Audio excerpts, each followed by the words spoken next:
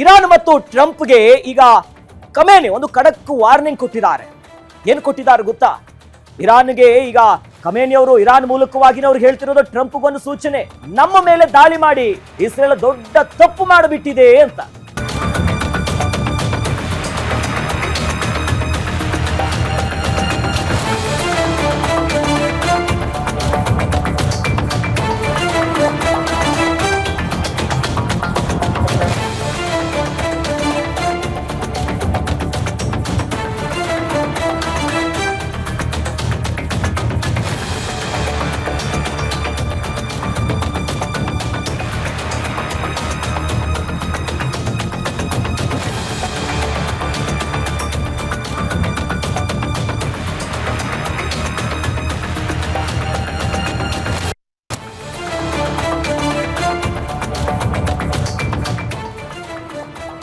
ಬಹಳ ಪ್ರಮುಖವಾಗಿ ಇಸ್ರೇಲ್ ಮತ್ತು ಟ್ರಂಪ್ಗೆ ಖಮೇನಿ ಖಡಕ್ ವಾರ್ನಿಂಗ್ ಅನ್ನ ಕೊಟ್ಟಿದ್ದಾರೆ.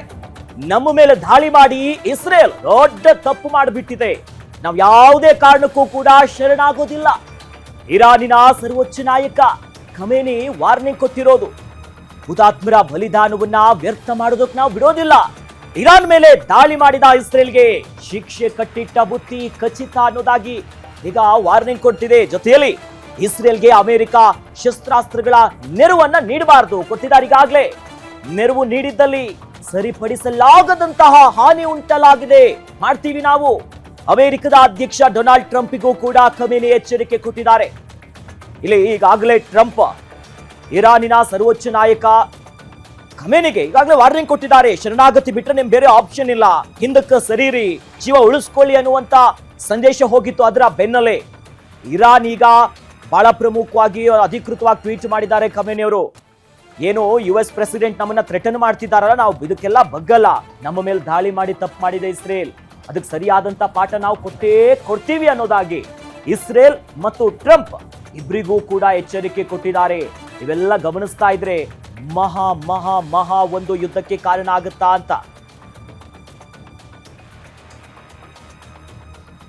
ಈ ಬಗ್ಗೆ ಹೆಚ್ಚಿನ ಡೀಟೇಲ್ಸ್ ನೀಡ್ತಾರೆ ನಮ್ಮ ಡಿಜಿಟಲ್ ಎಡಿಟರ್ ದಿಲೀಪ್. ದೂರವಾಣಿ ಸಂಪರ್ಕದಲ್ಲಿ ನಮ್ಮ ಜೊತೆ ಜಾಯ್ನ್ ಆಗ್ತಿದ್ದಾರೆ. ದಿಲೀಪ್, ಈಗಾಗಲೇ ಮಹತ್ವದ ಬೆಳವಣಿಗೆ ಆಗ್ತಿದೆ. ಇಸ್ರೇಲ್ ಇರಾನ್ ಮೇಲೆ ದಾಳಿ ಮಾಡ್ತಿದೆ, ಅದಕ್ಕೆ ಪ್ರತಿದಾಳಿ ಆಗ್ತಿದೆ. ಮತ್ತೊಂದು ಕಡೆಯಲ್ಲಿ ಅಮೆರಿಕ ಕೂಡ ಈಗಾಗಲೇ ಒಂದು ರೀತಿಯಾಗಿ ಎಂಟ್ರಿ ಕೊಡ್ತಾ ಇದೆ. ಸೊ ಆ ಮೂಲಕವಾಗಿ ನಮ್ಮ ಜೊತೆ ಮತ್ತೆ ಸಂಪರ್ಕ ಸಾಧ್ಯ ಆಗ್ತಾ ಇಲ್ಲ. ನಾವಾಗ್ಲೇ ಹೇಳ್ತಾ ಇದ್ವಿ, ಈಗ ಇರಾನ್ ನಿಂದ ಖಡಕ್ ಸಂದೇಶ ಹೋಗಿದೆ ಇಸ್ರೇಲ್ಗೆ ಮತ್ತೆ ಅಮೆರಿಕ. ಬಟ್ ಅಮೆರಿಕ ಏನ್ ಹೇಳ್ತಿರೋದು, ಡೊನಾಲ್ಡ್ ಟ್ರಂಪ್ ಅವರು ಮತ್ತೆ ಸುಮ್ಮನೆ ಇದ್ರೆ ಒಳ್ಳೇದು, ಶರಣಾಗತಿ ಆಗಿ ಸುಮ್ಮನೆ ಬಿಡೋದಿಲ್ಲ ಅಂತ. ಒಟ್ಟಿನಲ್ಲಿ ದಾಳಿ ಪ್ರತಿದಾಳಿ, ಅವರ ವಾರ್ನಿಂಗ್ಗೆ ಮತ್ತೊಂದು ಕೌಂಟರ್ ವಾರ್ನಿಂಗ್ ಕೂಡ ಬರ್ತಾ ಇದೆ. ನಮ್ಮ ಜೊತೆ ಮತ್ತೆ ಜಾಯ್ನ್ ಆಗಿದ್ದಾರೆ ನಮ್ಮ ಡಿಜಿಟಲ್ ಎಡಿಟರ್ ದಿಲೀಪ್. ನಾನು ಆಗ್ಲೇ ಪ್ರಶ್ನೆ ಕೇಳ್ತಾ ಇದ್ದೆ, ಅಂದ್ರೆ ಈಗಾಗಲೇ ಒಂದು ಕಡೆ ದಾಳಿ ಆಗ್ತಿದೆ, ಪ್ರತಿದಾಳಿ ಆಗ್ತಿದೆ, ಅಮೆರಿಕ ಕೂಡ ಮತ್ತೆ ಇರಾನ್ಗೆ ಎಚ್ಚರಿಕೆ ಕೊಡ್ತಿದ್ರೆ ಇರಾನ್ ಕೂಡ ಅದಕ್ಕೆ ಕೌಂಟರ್ ಕೊಡ್ತಾ ಇದೆ. ಎಲ್ಲಿವರೆಗೂ ಹೋಗ್ಬೋದು, ಏನೆಲ್ಲ ಆಗಬಹುದು ಅಂತ ದಿಲೀಪ್? ನನ್ನ ಧ್ವನಿ ಕೇಳಿಸ್ತಾ ಇದೆ ದಿಲೀಪ್? ಎಸ್ ದಿಲೀಪ್, ಈಗಾಗಲೇ ಒಂದು ಕಡೆ ದಾಳಿ ಪ್ರತಿದಾಳಿ ಆಗ್ತಾ ಇದೆ. ಈಗಾಗಲೇ 5 ದಿನ ಕಳೆದು 6ನೇ ದಿನಕ್ಕೆ ಕಾಲಿಡ್ತಾ ಇದೆ. ಅಮೆರಿಕ ಕೂಡ ಇರಾನ್ಗೆ ಎಚ್ಚರಿಕೆ ಕೊಟ್ಟಿದೆ. ಮತ್ತೊಂದು ಕಡೆಯಲ್ಲಿ ಇರಾನ್ ಕೂಡ ಅದಕ್ಕೆ ಕೌಂಟರ್ ಕೊಡ್ತಾ ಇದೆ. ಎಲ್ಲಿವರೆಗೂ ಸಾಗಬಹುದು, ಏನೆಲ್ಲ ಆಗಬಹುದು ದಿಲೀಪ್? ಒಂದು ಅಖಿಲೇಶ್, ಈ ಒಂದು ಸನ್ನಿವೇಶಗಳನ್ನ ನೋಡ್ತಾ ಇದ್ರೆ ಒಂದು ರೀತಿ ನಿರ್ಣಾಯಕ ಹಂತಕ್ಕೆ ತಲುಪಿದೆ ಅಂತ ಹೇಳ್ಬೋದು. ಯಾಕೆಂದ್ರೆ ಇರಾನ್ ದೇಶ ಯಾವುದೇ ಕಾರಣಕ್ಕೂ ಅಣ್ವಸ್ತ್ರವನ್ನ ಹೊಂದಬಾರದು, ಇರಾನ್ಗೆ ಯಾವತ್ತೇ ಕಾರಣಕ್ಕೂ ಅಣ್ವಸ್ತ್ರ ಸಿಗಬಾರದು ಅನ್ನೋದು ಅಮೆರಿಕ ಮತ್ತೆ ಇಸ್ರೇಲ್ ನಿಲುವು. ಅದ್ರ ಜೊತೆಗೆ ಇರಾನ್ ನಲ್ಲಿ ರೆಜಿಮ್ ಚೇಂಜ್ ಆಗ್ಬೇಕು, ಅಂದ್ರೆ ಇರಾನ್ ನಲ್ಲಿ ಏನು ಸರ್ವೋಚ್ಚ ನಾಯಕ ಅಯಾತುಲ್ಲಾ ಖಮೇನಿ ಇದ್ದಾರೆ, ಅವರ ಬದಲಿಗೆ ಬೇರೆ ಪ್ರಜಾಸತ್ತಾತ್ಮಕ ಸರ್ಕಾರ ಬರಬೇಕು ಅನ್ನೋದು ಅಮೆರಿಕ ಮತ್ತೆ ಇಸ್ರೇಲ್ನ ನಿಲುವು. ಆದ್ರೆ ಇದರ ವಿರುದ್ಧ ಒಂದು ಸೆಡೆದು ನಿಂತಿರುವಂತಹ ಖಮೇನಿ ಇವಾಗ ಒಂದು ಖಡಕ್ ವಾರ್ನಿಂಗ್ ಅನ್ನ ಕೊಟ್ಟಿದ್ದಾರೆ. ಏನಂದ್ರೆ ಯಾವುದೇ ಕಾರಣಕ್ಕೂ ನಾನು ಅಮೆರಿಕ ಮತ್ತೆ ಇಸ್ರೇಲ್ ದೇಶಗಳಿಗೆ ಶರಣಾಗೋದಿಲ್ಲ ಅಂತ. ಈಗಾಗಲೇ ತಮ್ಮ ಕುಟುಂಬ ಸಮೇತರಾಗಿ ಒಂದು ರಹಸ್ಯ ಸ್ಥಳದಲ್ಲಿ ಹೋಗಿ ಖಮೇನಿ ಸೇರ್ಕೊಂಡಿದ್ದಾರೆ ಅನ್ನೋ ಮಾಹಿತಿ ಸಿಗ್ತಾ ಇದೆ. ಮತ್ತೆ ಎಲ್ಲಿ ರಹಸ್ಯ ಅಡಗುತಾಣ ಅನ್ನೋದು ಯಾರಿಗೂ ಗೊತ್ತಿಲ್ಲ. ಆ ಸ್ಥಳದಿಂದ ಇಡೀ ವಿಶ್ವಕ್ಕೆ ಒಂದು ಸಂದೇಶವನ್ನ ರವಾನೆ ಮಾಡಿದ್ದಾರೆ. ಏನಂದ್ರೆ ಬೇಷರತ್ತಾಗಿ ಶರಣಾಗಿ ಅಂತ ಏನ್ ಅಮೆರಿಕ ಹೇಳಿತ್ತು, ಅದಕ್ಕೆ ಸ್ಪಷ್ಟವಾದ ತಿರುಗೇಟನ್ನ ಕೊಟ್ಟಿದ್ದಾರೆ. ನಾವು ಯಾವುದೇ ಕಾರಣಕ್ಕೂ ಶರಣಾಗೋದಿಲ್ಲ, ಒಂದು ವೇಳೆ ನಮ್ಮ ಮೇಲೆ ಒತ್ತಡ ಇರಿದ್ರೆ ನಾವು ಅಮೆರಿಕ ದೇಶಕ್ಕೆ ಯಾವತ್ತೂ ಕೂಡ ಸರಿಪಡಿಸಲು ಸಾಧ್ಯವಾಗದ ರೀತಿಯ ಹಾನಿ ಮಾಡ್ತೀವಿ ಅಂತ. ಅದು ಯಾವ ರೀತಿಯ ಹಾನಿ ಅದನ್ನ ಊಹಿಸ್ಕೊಬೇಕು. ಜೊತೆಗೆ ಅಮೆರಿಕ ಮತ್ತೆ ಇಸ್ರೇಲ್ ಮೇಲೆ ಒಂದು ಪ್ರಬಲ ದಾಳಿಯನ್ನ ಮಾಡ್ತೀವಿ ಅಂತ ಈಗಾಗಲೇ ಇಸ್ರೇಲ್ ಮೇಲೆ ಪದೇ ಪದೇ ಬಾಂಬ್ಗಳ ಮಳೆಯನ್ನೇ ಸುರಿಸ್ತಾ ಇದ್ದಾರೆ, ಮತ್ತೆ ಕ್ಷಿಪಣಿ ದಾಳಿಯನ್ನ ನಡೆಸ್ತಾ ಇದ್ದಾರೆ. ಇವೆಲ್ಲದ್ರ ನಂತರ ಮತ್ತೊಂದು ಭೀಕರ ದಾಳಿಗೆ ನಾವು ಸಿದ್ಧವಾಗಿದ್ದೇವೆ ಅಂತ ಹೇಳ್ಬಿಟ್ಟು ಇರಾನ್ ಎಚ್ಚರಿಕೆ ಕೊಡ್ತಾ ಇದೆ. ಇರಾನ್ ಬಳಿ ಅಣ್ವಸ್ತ್ರ ಇಲ್ಲ, ಆದ್ರೆ ಇರಾನ್ 60% ನ್ಯೂಕ್ಲಿಯರ್ ಎನ್ರಿಚ್ಮೆಂಟ್ ನ ಮುಗಿಸಿದೆ ಅನ್ನೋ ಒಂದು ಮಾಹಿತಿ ಇದೆ. ಯಾವುದೇ ಒಂದು ಅಣ್ವಸ್ತ್ರ ತಯಾರಿಕೆಗೆ ಯುರೇನಿಯಂನ ಒಂದು 90% ಎನ್ರಿಚ್ಮೆಂಟ್ ಆಗ್ಬೇಕು, ಆದ್ರೆ ಇರಾನ್ ಬಳಿ 60% ಎನ್ರಿಚ್ಮೆಂಟ್ ಆಗಿದೆ ಅನ್ನೋ ಮಾಹಿತಿ ಇತ್ತು, ಅಥವಾ ಅದು ಈಗಾಗಲೇ 90% ರೀಚ್ ಆಗಿದೆಯಾ ಅನ್ನೋದು ಈಗಾಗಲೇ ಅನುಮಾನ ಶುರುವಾಗಿದೆ. ಆದ್ರೆ ಒಂದು ವೇಳೆ ಏನಾದ್ರೂ ಇರಾನ್ ಬಳಿ ನ್ಯೂಕ್ಲಿಯರ್ ಅಣ್ವಸ್ತ್ರ ಸಿಕ್ಕರೆ ಅದು ವಿಶ್ವಕ್ಕೆ ಕಂಟಕ ಆಗುತ್ತೆ. ಈ ಹಿಂದೆ ಪಾಕಿಸ್ತಾನಕ್ಕೆ ಒಂದು ಅಣ್ವಸ್ತ್ರ ನಿಮ್ಮ ಬಳಿ ಇರೋ ಅಣ್ವಸ್ತ್ರನ ಇರಾನ್ ಪರವಾಗಿ ನೀವು ಇಸ್ರೇಲ್ ವಿರುದ್ಧ ಚಲಾಯಿಸಿ ಅಂತ ಹೇಳ್ಬಿಟ್ಟು ಇರಾನ್ ಕೇಳ್ಕೊಂಡಿತ್ತು. ಪಾಕಿಸ್ತಾನ ಆರಂಭದಲ್ಲಿ ಒಪ್ಪಿತ್ತು, ನಾವು ಯಾವತ್ತೇ ಆಗ್ಲಿ ಒಂದು ಮುಸ್ಲಿಂ ರಾಷ್ಟ್ರವಾಗಿ ಮತ್ತೊಂದು ಮುಸ್ಲಿಂ ರಾಷ್ಟ್ರದ ನೆರವಿಗೆ ನಿಲ್ತೇವೆ ಅಂತ. ಮತ್ತೆ ನೀವು ಗಮನಿಸಬಹುದು, ಇಡೀ ಜಗತ್ತಿನಲ್ಲಿ ಮುಸ್ಲಿಂ ರಾಷ್ಟ್ರದ ಬಳಿ ಅಣ್ವಸ್ತ್ರ ಇರೋದು ಕೇವಲ ಪಾಕಿಸ್ತಾನದಲ್ಲಿ ಮಾತ್ರ.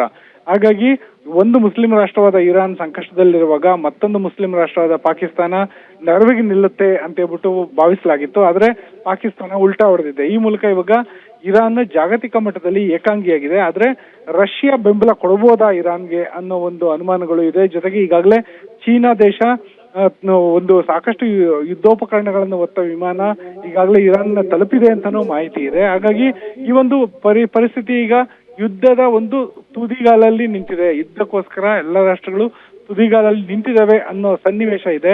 ಮುಂದೇನಾಗುತ್ತೆ ಅನ್ನೋದು ಭಾರಿ ಕುತೂಹಲಕ ಕೇಳಿಸಿದೆ. ಜೊತೆಲಿ ದಿಲೀಪ್, ಹಾಗೆ ಈಗಾಗಲೇ G7 ಸಮಿಟ್ ಇಂದ ಟ್ರಂಪ್ ಅವರು ಅರ್ಧಕ್ಕೆ ಬಿಟ್ಟು ಓಡೋಡು ಬಂದು ಮಹತ್ವದ ಚರ್ಚೆ ಮಾಡ್ತಾರೆ. ಆದ್ರೂ ಕೂಡ ಸಿಚುವೇಶನ್ ರೂಮ್ ನಲ್ಲಿ ಒಂದು ಮೀಟಿಂಗ್ ಮಾಡ್ತಾರೆ, ಅಲ್ಲಿನ ಕಮಾಂಡ್ ಕೂಡ ಒಂದಿಷ್ಟು ಸಲಹೆ ಕೊಡ್ತಾರೆ. ಇದನ್ನ ಗಮನಿಸ್ತಾ ಇದ್ರೆ something big is going to happen ಅನ್ನುವಂತ ಅನುಮಾನಗಳು ಮೂಡ್ತಾ ಇಲ್ವಾ? ಮತ್ತೇನಾದ್ರೂ ಅಮೆರಿಕ ಆಪರೇಷನ್ ಮಾಡುತ್ತಾ?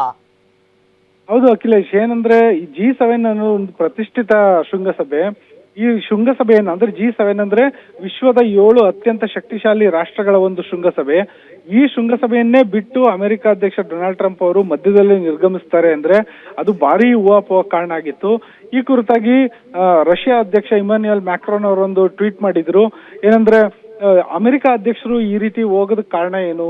ಇಸ್ರೇಲ್ ಮತ್ತೆ ಇರಾನ್ ಮಧ್ಯೆ ಏನಾದ್ರು ಅವರು ಕದನ ವಿರಾಮ ಘೋಷಣೆ ಮಾಡಕ್ ಹೊರಟಿದ್ರಾ ಅಂತ ಹೇಳ್ಬಿಟ್ಟು ಅವರು ಸಂಶಯ ವ್ಯಕ್ತಪಡಿಸಿ ಟ್ವೀಟ್ ಮಾಡಿದ್ರು. ಇದಕ್ಕೆ ಅಮೆರಿಕ ಅಧ್ಯಕ್ಷ ಡೊನಾಲ್ಡ್ ಟ್ರಂಪ್ ತಿರುಗೇಟ್ ಕೊಟ್ಟಿದ್ದಾರೆ. ಬರೀ ಕದನ ವಿರಾಮ ಅಲ್ಲ, ಅದಕ್ಕಿಂತ ದೊಡ್ಡದು ಅಂತ. ಅದಕ್ಕಿಂತ ದೊಡ್ಡದು ಅಂದ್ರೆ ಏನು?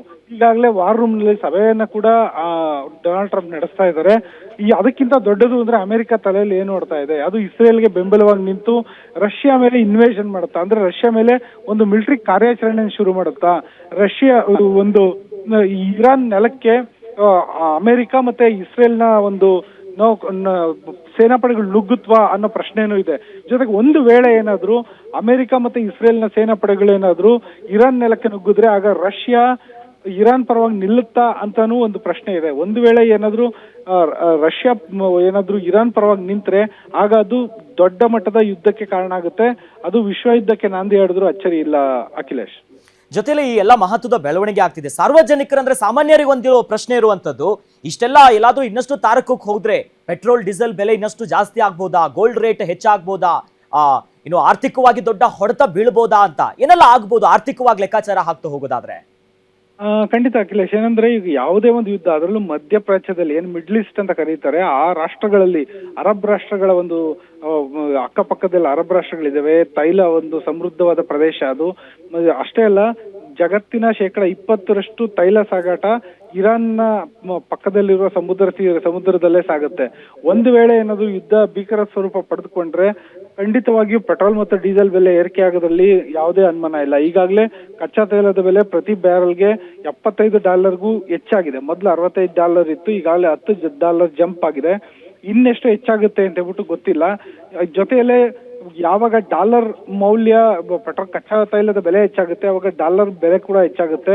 ಆಗ ಭಾರತದ ರೂಪಾಯಿ ಮೌಲ್ಯ ಕುಸಿತ ಕಂಡು ಭಾರತದಲ್ಲಿ ಚಿನ್ನ ಬೆಳ್ಳಿ ಧಾರಣೆ ಕೂಡ ಹೆಚ್ಚಾಗುತ್ತೆ. ಇದು ಕೇವಲ ಚಿನ್ನ ಬೆಳ್ಳಿ ಧಾರಣೆಗೆ ಸೀಮಿತ ಆಗೋದಿಲ್ಲ. ಯಾಕಂದ್ರೆ ಯಾವಾಗ ಎಲ್ಲ ಪೆಟ್ರೋಲ್ ಮತ್ತು ಡೀಸೆಲ್ ದರ ಹೆಚ್ಚಾಗುತ್ತೋ ಅವಾಗ ಅದರ ಎಫೆಕ್ಟ್ ಎಲ್ಲಾ ರಂಗಕ್ಕೂ ಬಡಿಯುತ್ತೆ. ಅಂದ್ರೆ ಎಲ್ಲಾ ರೀತಿಯ ಸರಕು ಸಾಗಣೆಗೂ ಪೆಟ್ರೋಲ್ ಡೀಸೆಲ್ ಅತ್ಯಂತ ಅಗತ್ಯ ಆಗಿರೋ ಕಾರಣದಿಂದಾಗಿ ಈ ಪ್ರತಿಯೊಂದು ಅಗತ್ಯ ವಸ್ತುಗಳನ್ನು, ದಿನಸಿ ವಸ್ತುಗಳಿಂದ ಹಿಡಿದು ಔಷಧಗಳಿಂದ ಹಿಡಿದು ಪ್ರತಿಯೊಂದು ಸಾಮಗ್ರಿಯ ಬೆಲೆಯು ಮತ್ತಷ್ಟು ಹೆಚ್ಚಾಗೋದ್ರಲ್ಲಿ ಯಾವುದೇ ಅನುಮಾನ ಇಲ್ಲ ಅಖಿಲೇಶ್. ಜೊತೆಲಿ ಈ ಎಲ್ಲ ಮಹತ್ವದ ಬೆಳವಣಿಗೆ ನೋಡ್ತಾ ಇದ್ರೆ ಇದು ಇನ್ನಷ್ಟು ತಾರಕಕ್ಕೆ ಏರಿದ್ರೆ ಕೋಲ್ಡ್ ವಾರ್ ಆಗುವಂತ ಸಾಧ್ಯತೆಗಳಿದೆಯಾ? ಬೇರೆ ಬೇರೆ ದೇಶಗಳ ಎಂಟ್ರಿ ಕೊಡ್ತಿದ್ದಂತೆ. ಒಂದು ಅಖಿಲೇಶ್ ಏನಂದ್ರೆ ಒಂದು ಶೀತಲ ಸಮರ ಕೋಲ್ಡ್ ವಾರ್ ಅಂತ ಏನ್ ಕರೀತಾರೆ ಅದು ಅಮೆರಿಕ ಮತ್ತೆ USSR ಮಧ್ಯ ಇತ್ತು. ಆದ್ರೆ ಈಗ USSR ಇಲ್ಲ, ರಷ್ಯಾ ಇದೆ. ಮತ್ತೆ ರಷ್ಯಾ ಕೂಡ ಅಮೆರಿಕಾಗೆ ಆ ಮಟ್ಟದ ಪೈಪೋಟಿ ಕೊಡುವಂತ ಹಂತದಲ್ಲಿ ಈಗ ಇಲ್ಲ. ಹಾಗಾಗಿ ಕೋಲ್ಡ್ ವಾರ್ ಅನ್ನೋದಕ್ಕಿಂತ ಹೆಚ್ಚಾಗಿ ಅದು ಮೂರನೇ ವಿಶ್ವಯುದ್ಧಕ್ಕೆ ನಾಂದಿ ಆಡುವುದ್ರ ಅಚ್ಚರಿ ಏನಿಲ್ಲ. ಯಾಕಂದ್ರೆ ಈಗ ಸದ್ಯಕ್ಕೆ ಇರಾನ್ ಏಕಾಂಗಿಯಾಗಿದೆ. ಇರಾನ್ಗೆ ಯಾವ ದೇಶವೂ ಕೂಡ ಬಹಿರಂಗವಾಗಿ ಬೆಂಬಲ ಕೊಡ್ತಿಲ್ಲ. ಆದ್ರೆ ಇಸ್ರೇಲ್ ದೇಶಕ್ಕೆ ಮಾತ್ರ ಅಮೆರಿಕ ಸೇರಿದಂತೆ ಎಲ್ಲ ಯುರೋಪಿಯನ್ ರಾಷ್ಟ್ರಗಳ ಬೆಂಬಲ ಇದೆ. ಒಂದು ವೇಳೆ ಏನಾದ್ರು ಇರಾನ್ಗೆ ಚೀನಾ ಮತ್ತೆ ರಷ್ಯಾ ದೇಶಗಳು ನೇರವಾಗಿ ಬಹಿರಂಗವಾಗಿ ಬೆಂಬಲಕ್ಕೆ ನಿಂತು ಶಸ್ತ್ರಾಸ್ತ್ರ ಸರಬರಾಜಿಂದ ಹಿಡಿದು ಪ್ರತಿ ಎಲ್ಲ ರೀತಿಯ ಸರಬರಾಜಿಗೆ ಮುಂದಾದ್ರೆ ಆಗ ಒಂದು ದೊಡ್ಡ ಮಟ್ಟದ ಯುದ್ಧಕ್ಕೆ ನಾಂದಿ ಆಡಬಹುದು, ವಿಶ್ವ ಯುದ್ಧಕ್ಕೆ ನಾಂದಿ ಆಡಬಹುದು. ಆದ್ರೆ ಸದ್ಯದ ಪರಿಸ್ಥಿತಿಯನ್ನು ಗಮನಿಸಿದ್ರೆ ಇರಾನ್ ಬಳಿ ತಂತ್ರಜ್ಞಾನ ಇಲ್ಲ, ಜೊತೆಗೆ ಇರಾನ್ ಬಳಿ ಸಾಕಷ್ಟು ಮೂಲಸೌಕರ್ಯ ಆಗ್ಲಿ ಹಣಕಾಸಿನ ನೆರವಾಗ್ಲಿ ಇಲ್ಲ ಇರಾನ್ ಬಳಿ. ಹಾಗಾಗಿ ಇರಾನ್ ಒಂದು ರೀತಿಯಾದಂತ ಮೊಂಡುವಾದ ಮಾಡ್ತಾ ಇದೆ ಹೊರತು ಇರಾನ್ ಅಮೆರಿಕ ಮತ್ತೆ ಇಸ್ರೇಲ್ಗೆ ತಕ್ಕ ಪ್ರತ್ಯುತ್ತರ ನೀಡುವಂತ ಯಾವ ಒಂದು ಶಕ್ತಿಯನ್ನು ಉಳಿಸ್ಕೊಂಡಿಲ್ಲ. ಇರಾನ್ ಬಳಿ ಕೇವಲ ಒಂದಷ್ಟು ಕ್ಷಿಪಣಿಗಳನ್ನ ಬಿಟ್ರೆ ಇರಾನ್ ಬಳಿ ವಾಯುಸೇನೆಯೇ ಇಲ್ದಂತಾಗಿದೆ. ಇಂಥ ಸಂದರ್ಭದಲ್ಲಿ ಜೊತೆಗೆ ಇರಾನ್ ಮತ್ತೆ ಇಸ್ರೇಲ್ ನಡುವೆ ಗಡಿ ಕೂಡ ಹೊಂದ್ಕೊಳಲ್ಲ. ಎರಡೂ ದೇಶಗಳ ನಡುವೆ ಒಂದು 2000 ಕಿಲೋಮೀಟರ್ ಅಂತರ ಇದೆ. ಹಾಗಾಗಿ ಎರಡೂ ದೇಶಗಳ ನಡುವೆ ಏನಾದ್ರು ಯುದ್ಧ ನಡೆದ್ರೆ ಅದು ಕೇವಲ ಕ್ಷಿಪಣಿ ಮತ್ತೆ ವೈಮಾನಿಕ ಯುದ್ಧ ನಡೀಬೇಕು. ಆದ್ರೆ ಇರಾನ್ ಬಳಿ ಕ್ಷಿಪಣಿ ಇದೆ, ಆದ್ರೆ ಅದ್ರ ಬಳಿ ಯಾವುದೇ ಯುದ್ಧ ವಿಮಾನಗಳಿಲ್ಲ.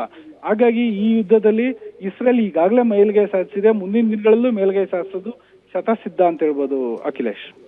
ಜೊತೆಲಿ ಈಗಾಗಲೇ ಸದ್ಯ ಗಮನಿಸ್ತಾ ಇದ್ರೆ ಇರಾನ್ನ ಪರವಾಗಿ ಚೀನಾ ಒಂದಿಷ್ಟು ತೆರೆಮರೆಯಲ್ಲಿ ಸಪೋರ್ಟ್ ಮಾಡ್ತಾ ಇರ್ಬೋದು. ಬಟ್ ಅಕ್ಕಪಕ್ಕದ ಇತರ ಮುಸ್ಲಿಂ ರಾಷ್ಟ್ರಗಳು ಇನ್ನೂ ಕೂಡ ಅಧಿಕೃತವಾಗಿ ಯಾವುದೇ ರೀತಿಯಾದಂತ ಸಹಕಾರಕ್ಕೂ ಅಥವಾ ಶಸ್ತ್ರಾಸ್ತ್ರಗಳನ್ನ ಕೊಡುವಂತ ಕೆಲಸಕ್ಕೆ ಬಂದಿಲ್ಲ. ಮುಂದಿನ ದಿನದಲ್ಲಿ ಅಕ್ಕಪಕ್ಕದ ದೇಶಗಳ ರಾಷ್ಟ್ರಗಳು ಏನಿದೆಯಲ್ಲ ಅಲ್ಲೂ ಕೂಡ ಸಪೋರ್ಟಿಗೆ ಬರ್ಬೋದಾ ಇರಾನ್ಗೆ, ಅಥವಾ ಶಿಯಾ ಸುನ್ನಿ ವಿಚಾರ ಇಲ್ಲೂ ಕೂಡ ತೊಡಕಾಗ್ಬೋದಾ? ಖಂಡಿತ ಅಖಿಲೇಶ್. ಏನಂದ್ರೆ ಒಂದು ಶಿಯಾ ಪ್ರಾಬಲ್ಯದ ಒಂದು ರಾಷ್ಟ್ರ ಇರಾನ್ ನಲ್ಲಿ ಇರುವಂತ ರೆಜಿಮ್ ಕೂಡ ಅಂದ್ರೆ ನಾಯಕತ್ವ ಕೂಡ ಶಿಯಾ ನಾಯಕತ್ವ ಇರೋದು. ಹಾಗಾಗಿ ಅಕ್ಕಪಕ್ಕದ ಸುನ್ನಿ ನಾಯಕತ್ವದ ಸುನ್ನಿ ಪಂಗಡದ ಏನೊಂದು ಮುಸ್ಲಿಂ ನಾಯಕತ್ವದ ರಾಷ್ಟ್ರಗಳಿದಾವೆ ಅವು ಇರಾನ್ಗೆ ನೇರವಾಗಿ ಬೆಂಬಲ ಕೊಡೋ ಸಾಧ್ಯತೆ ಇಲ್ಲ. ಮತ್ತೆ ಹಂಗಂತೇಳಿ ಅವು ಇಸ್ರೇಲಿಗೆ ಬೆಂಬಲ ಕೊಡ್ತವೆ ಅಂತನಲ್ಲ, ಅವು ತಟಸ್ಥ ನೀತಿಯನ್ನ ಅನುಸರಿಸ್ತವೆ. ಇದೇ ರೀತಿಯಾದಂತ ಒಂದು ಬೆಳವಣಿಗೆ ಇರಾಕ್ ಯುದ್ಧದ ಸಮಯದಲ್ಲೂ ನಡೆದಿತ್ತು. ಇರಾಕ್ ನಲ್ಲಿ ಒಂದು ಸಾಮೂಹಿಕ ವಿನಾಶಕ ಶಸ್ತ್ರಾಸ್ತ್ರಗಳಿದಾವೆ ಅಂತ ಹೇಳ್ಬಿಟ್ಟು ಇದೇ ಬೆಂಜಮಿನ್ ನೆತನ್ಯಾಹು ಅವರು ಮೊದಲ ಬಾರಿಗೆ ಪ್ರಧಾನಿಯಾಗಿದ್ದಾಗ ವಿಶ್ವ ಸಮುದಾಯದ ಎದುರು ಮನವರಿಕೆ ಮಾಡಿಕೊಟ್ಟಿದ್ರು.